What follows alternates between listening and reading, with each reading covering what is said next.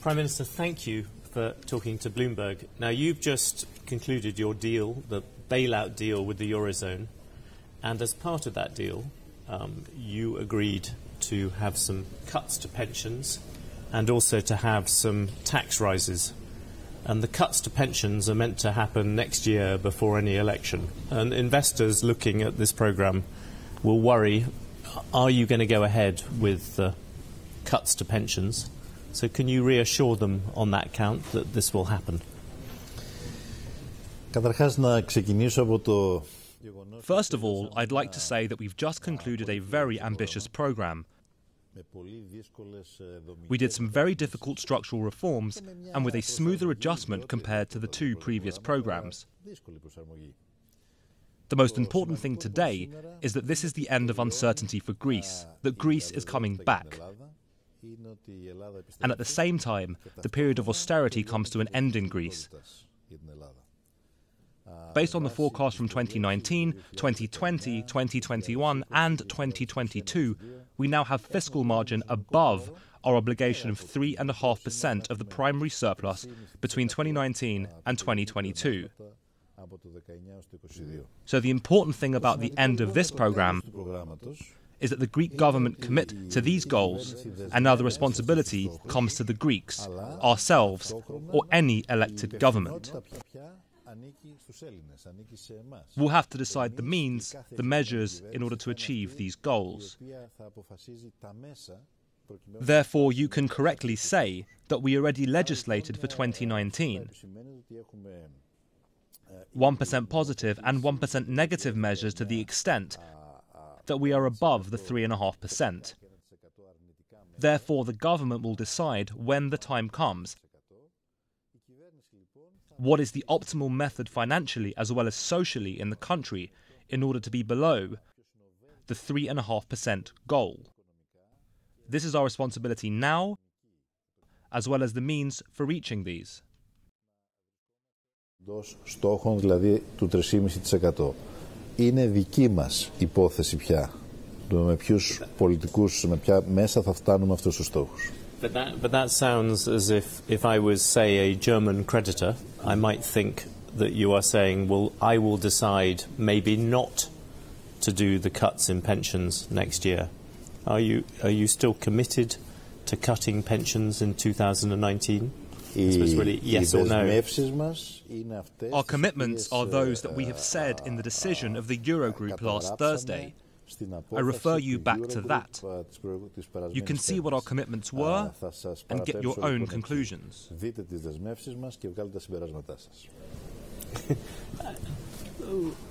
The other thing that has happened recently is the S&P last night. They upgraded your debt rating.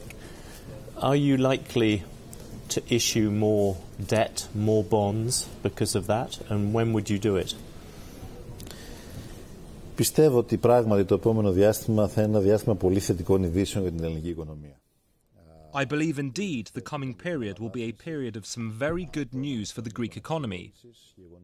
Yesterday we had the upgrade showing the positive way in which the Eurogroup decision has been received by the investment community. I think the biggest success for Greece is that it managed within a relatively short period to implement so many important structural reforms. And maybe as a journalist, you'd like to approach this discussion on the fiscal reforms, and of course, this was huge. Especially if you imagine we started from a deficit that went up to 15% of GDP of the country back in 2010. Now we have primary surplus above 4%. Please do allow me to tell you that the most important thing about this was the structural reforms. We finally managed to create a single pension fund where there were many before. We managed to reform the public administration and we managed to implement reforms regarding taxation system and the independent auditing mechanisms. We also had a justice reform. Greece, for the first time after many years, has forest registers. These were important reforms for Greece to become a modern European country and, of course, at the same time, the sacrifices of the Greek people to be worthwhile. Therefore, we believe we will not only reach the programme goals, but also have the fiscal ability to lighten the burden and also heal some of the wounds that have been caused in the last 8 years during this big adventure for Greece. I'm very optimistic the international investment community will respond positively. We've already seen we have downward trend in 10-year bonds. The fact that EFSF loans will be paid back after 2032 gives some stability and certainty to investors to invest in Greece. And this is what we need now. Yes. So you would like to come back and maybe borrow some more money now your credit rating is better and now the economy is better in the same way that you have just said? Or will you wait until you've got more all clears from the IMF and people like that? Listen, the Eurogroup's decision gives us the ability to have a buffer over 24 billion euros. That makes it easier for us to choose the right time to tap into the market with the lowest possible interest rate. That also gives us the ability to tackle any external factors. For example, any developments in the Eurozone or the global economy. This is very important. Therefore, we will choose to go into the markets at the best possible moment in order to clear the road ahead of us and create even more trust for investors in the Greek economy.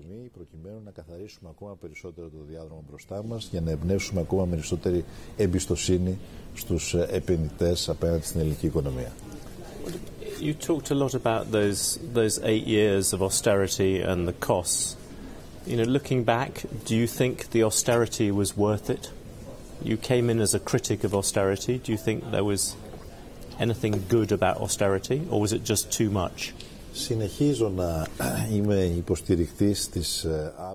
I continue to support the view that Greece should have prioritised in the first 2 adjustment programmes structural reforms and should have had a smoother adjustment.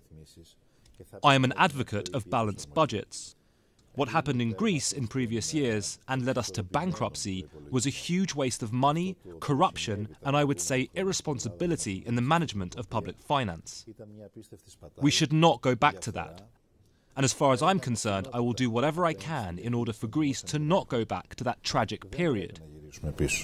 But do you think the punishment was too tough? Do you think that Germany in particular, Mrs. Merkel, was too tough on Greece and that you were paid too high a price?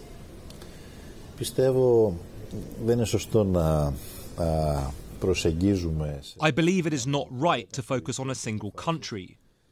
These were collective decisions. I believe on many occasions the decisions that were taken for Greece were extremely tough. However, we must admit the causes behind these decisions, the causes that led to the crisis, can be found to a large extent within the country. And I tried to describe this to you earlier. Uncontrolled spending, no measures in order to tackle tax evasion, corruption, black money. All these are the reasons that led to the crisis. Of course, some bad choices were made, which we all know. There was a wrong persistence in a front-loading and unprecedentedly tough fiscal adjustment in the first years, leading to the loss of 25% of the country's GDP. I repeat, I believe that if a smoother adjustment had been decided with structural and institutional reforms, we'd have come out of the crisis a lot sooner. We proved this in the last few years. In the third programme, we had a milder adjustment, focusing on structural reforms, and we had the consensus of a large majority of the Greek society in order to carry out these reforms. And this is why we succeeded. Στο τρίτο πρόγραμμα είχαμε μια πολύ ποιότερη προσαρμογή, είχαμε επικεντρωθεί στις δομικές μεταρρυθμίσεις και είχαμε και το consensus, αν θέλετε, της μεγάλης πλειοψηφίας της ελληνικής κοινωνίας για να προχωρήσουν αυτές οι μεταρρυθμίσεις, και αυτό και πετύχαμε. You now have other problems in Europe. We had the migration summit at the weekend. You have the Italian government, particularly Mr. Salvini, taking a very tough line. What do you think of Italy as a partner in Europe? Η μεταναστευτική κρίση... The migration crisis is here to stay. It is not, if you like, a crisis that we will overcome easily. It has to do with some big causes behind it. The wars, the inequalities, the demographic imbalance between third world countries and Europe. However, we need to consider whether the crisis and any other big crisis and challenges faced by Europe will be dealt with in a collective spirit, as European challenges that require European solutions, or whether each country will deal with them separately by building fences or looking only at its own backyard. I support the former approach. The latter could, at the end of the day, not only make the problem bigger, but also lead to the dissolution of the European Union and of the way in which we think when it comes to solving these problems. Να μεγενθύνει το πρόβλημα αυτό καθ' αυτό, να οδηγήσει και στη διάλυση της ίδιας της Ευρωπαϊκής Ένωσης και του τρόπου με τον οποίο σκεφτόμαστε για να λύνουμε τα προβλήματα. Do you think, if there is an agreement in the coming migration summit, say, which would ask Greece to take some refugees back from Germany, would you be open to that? Is that a... Η συζήτηση αυτή κατά την άποψή μου δεν έχει τόσο This discussion, in my opinion, is not that important to Greece because, as it is known, there are no secondary migration flows from Greece. And if there are any, these are insignificant. Our borders, unfortunately for us, have been unilaterally closed since 2015. What we want to set as a focus of the discussion is the wider dimension. We need to deal with the problem on three different levels: external, protection of borders, and internal. As far as the external dimension is concerned, we need agreements with third countries. We need a European return mechanism. But I would say, referring back to the internal dimension of the problem, we need to have a European asylum service. Therefore, we need to revise the Dublin Treaty, the European asylum system, in order to operate in a more collective manner.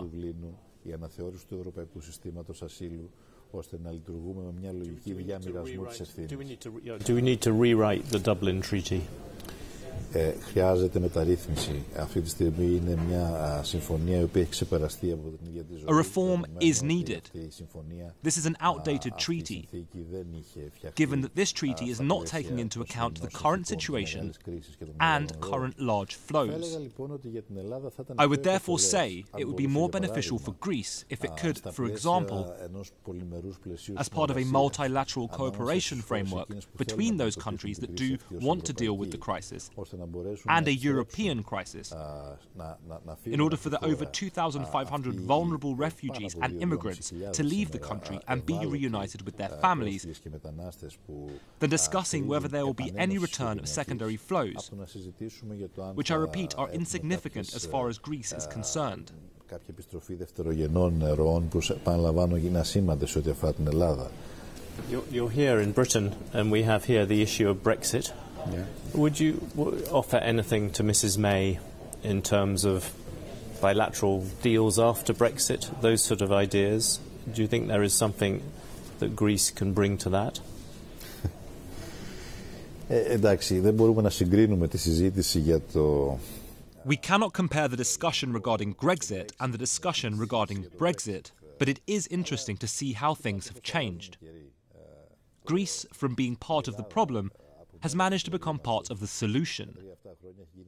The term Grexit is no longer part of the European vocabulary. I was of the opinion, and am still of the opinion, that this is a difficult choice which we of course respect. This is the choice of the British people, but we believe it will not be to the benefit of Europe or the British people. We will need to try in order for the terms of Brexit to be the best possible terms, both for the European citizens and British citizens. We are already working very hard to find the best possible solutions. This is not always, as you can imagine, very easy. I believe we will succeed, and in the end, we will have a fair arrangement. Καταφέρουμε στο τέλος να έχουμε μια δίκαιη διευθέτηση. You have this issue in Greece at the moment. I think you just lost another MP from your coalition. You have a very small majority. There are a lot of people who are looking at you and thinking you might try and call an election before October 2019. How do you see that? We got here having a very thin majority, so I'd like to reassure you that we will get to the end. Maybe this development could even be good for us. Tell the listeners on Bloomberg that now is the time. After all, you have experience here in Britain in the way that Prime Minister Theresa May has managed to deal with probably one of the most difficult negotiations for Britain after the Second World War, Brexit, without even having majority in Parliament. I have a very thin majority, and I've managed to come here, and I believe that we'll be able to get to the end of our term of September 2019 without any problems. And we will have very important work behind us to be able to present to the Greek people, comparing where we were back in the beginning of our term, where we are now, and where we will be at the end of our term in 2019. Και πού είμαστε τώρα και πού ακόμα περισσότερο θα είμαστε το 2019 όταν θα έχουμε την εκλογική αναμέτρηση. You just, I think, called President Erdogan and congratulated him on his victory. Do you think this particular part of Erdogan's Turkey will be better for Greece? Is there a chance of a new relationship, Cyprus, all these issues like that? Κοιτάξτε, το βέβαιο είναι ότι What is certain is that we have some very important issues ahead of us that we need to discuss. In any case, the fact that we have an open communication channel with the Turkish president, despite our differences, is very important, and especially between two countries that have differences, having this communication at the highest level.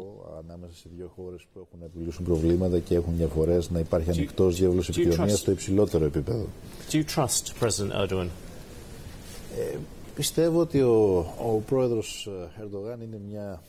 I believe President Erdogan is a very important personality in the European political arena. That wasn't my question. Do you trust President Erdogan? Η ερώτησή σας έχει ενδιαφέρον, διότι... Your question is interesting because my response cannot be a single word response. President Erdogan is a political personality with a lot of experience, a very important personality, but sometimes unpredictable. We in Greece, however, as you know, we see this problem, this issue with Turkey, in a very different way to the way that you're dealing with it here. We don't have the luck of bordering with Ireland. We do share borders with Turkey, therefore it's important for us to have a good relationship with our neighbours, and sometimes having to deal with some unpredictable circumstances. For example, in the last 3.5 months, we have had 2 Greek officials who are being detained without any charges being pressed against them. How can anyone explain this? I did raise this in my telephone communication with President Erdogan yesterday. All this time I've been trying to show the goodwill of the Greek side in a constructive dialogue for finding solutions and building bridges of communication. I believe that Greece lately has become a geopolitically critical force. It's a force of responsibility in the region. This is going to continue, but however I need to safeguard our position, setting clear boundaries concerning our sovereignty rights.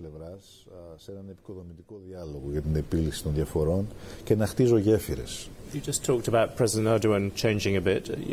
Yourself, you arrived here, one final question, you arrived in 2015 as this man who talked about taking Greece out of the Eurozone, talked about these different things. How have you changed in government? You've now... Do you see the world in a different light than you did then? I believe you have to admit that you were wrong back in 2015 when you consider that Syriza and myself personally, I was a politician that wanted Greece to come out of the Eurozone. We fought, and I fought personally, to build a better Europe for its citizens, a Europe that would not punish its people, a Europe with justice, with social justice and more democracy.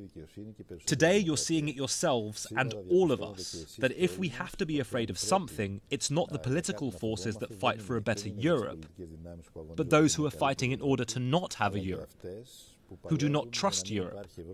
And these are the populist far-right forces that are on the rise. So you have become part of the establishment. You have become part of the establishment. As you can see, I'm not wearing a tie today, which means that we will not become part of the establishment. We will become a force and a country which is part of the solution in Europe and not part of the problem in Europe. I think this is the main message that we've been sending all this time with the exit from the financial crisis. The decision for the debt and the solution that after 25 years was found in the question of the name of our neighbouring country. The trilateral cooperation with Israel, Egypt and Cyprus, and an even stronger relationship between Greece and its allies in the wider region. Greece has become part of the solution in the last 3 years, and this is the biggest achievement. No, I'm not part of the establishment, as you said, but I'm part of a European family with many differences between us. We are not all the same, but I believe we can share the same vision, and we can all fight for common values. Και αυτό είναι το μεγαλύτερο κατόρθωμα. Όχι, δεν είμαι μέρος του establishment όπως λέτε, αλλά είμαι μέρος μιας ευρωπαϊκής οικογένειας που έχει μεγάλες διαφορές, δεν είμαστε όλοι ίδιοι, αλλά πιστεύω ότι μπορούμε να μοιραζόμαστε ένα κοινό όραμα και να παλεύουμε ο καθένας από το δικό του μετερίζει για να το κάνει πράξη.